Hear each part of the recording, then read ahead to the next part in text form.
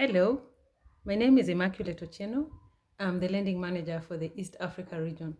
So 2020 has been a challenging year, and we had a lot of unanticipated challenges, especially because of the COVID pandemic, where we witnessed a lot of lockdowns in the region, especially starting from the month of March.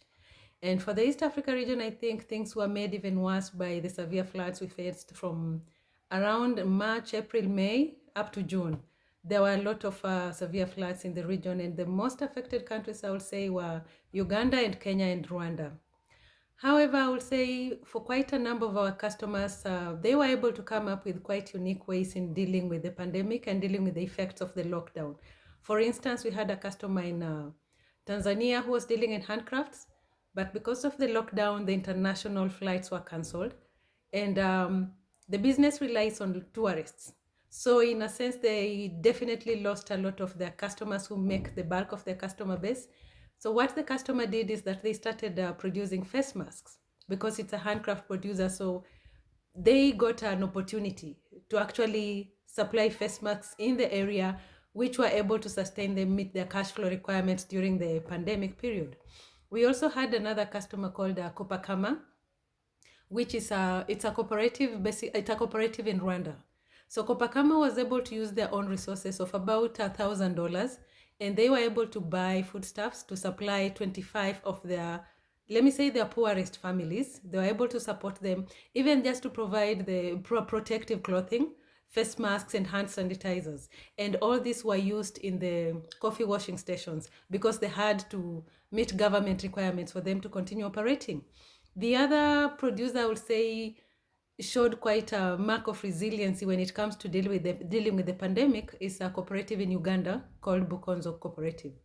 So Bukonzo was able to use their own funds to buy protective gear just immediately the pandemic hit. Around in March when the lockdown started, they were able to use their own resources to provide face masks and hand sanitizers in their coffee washing stations so that they could continue operating. So all in all, much as there were challenges, the producers really went out of their way, not just to meet the government requirements, but to continue operating while protecting their own staff, to make sure that the business continues. And for many of them, especially for Uganda, they needed to go and get the government approval and government permits for them to continue moving the coffee from one area to another. So the farmers were able to continue working. They were able to supply the cooperatives with the coffee, even though it was with a lot of difficulties and with a lot of challenges. And of course, the volumes also reduced. But I would say most cooperatives and most groups were able to continue operating to a certain degree, just to make sure at least they were meeting the minimum requirements that the government had set. So all in all, I would say, regardless the challenges that 2020 has faced, we have customers who have actually done quite well, and we have a number of significant success stories.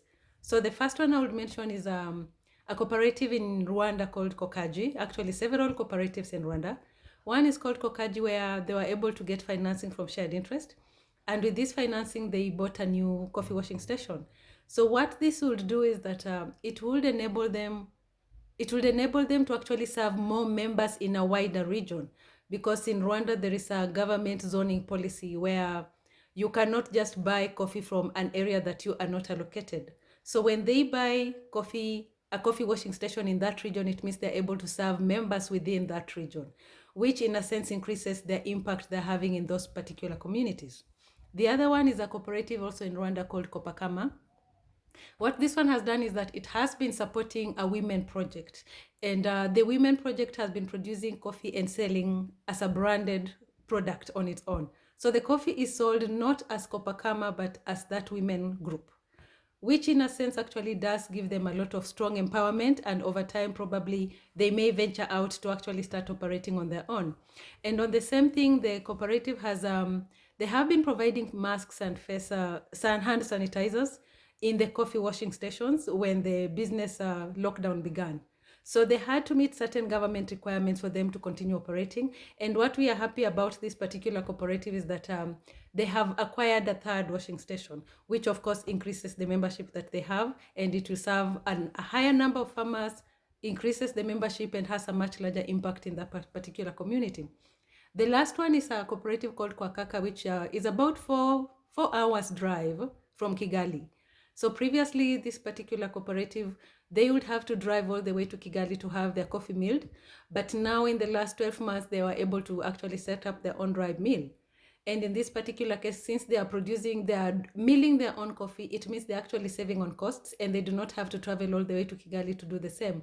So in a sense, they're not just serving the members and the community in the area, but they're also increasing their profits because they have reduced the amount that they would have otherwise have paid to a different miller to process that coffee for them. So I would say the producers have been facing challenges, but all in all, they have actually come through. They have come with ways where they can mitigate the challenges they have been facing. And so far, I think they're looking good. And in terms of shared interest, I would say we have been instrumental to a certain degree in how the progress has been going on. So for one, I would say, like, for example, a cooperative in Uganda, when the floods hit, they were very, very affected. A lot of the farmers lost their homes, and even some coffee trees were washed away. So the producer reached out to us, and in the process of discussions, and we reached out to the Shared Interest Foundation, who went after some assessment and discussions with the producer group. They decided to grant them some $22,000 just to support the farmers to recover from the effects of the flooding. And the cooperative was very grateful for that. We have also introduced an online training to some of our producers.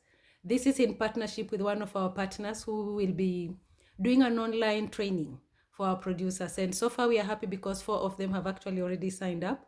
And we anticipate a lot of improvement in how the cooperatives are running their business, because we believe that once they have completed the training in terms of how they manage their business and how they keep their books and they manage their finances, things are going to improve. The decision making will improve, and even how they utilize the funds that they receive from lenders will improve, which will actually have a bigger impact in the region.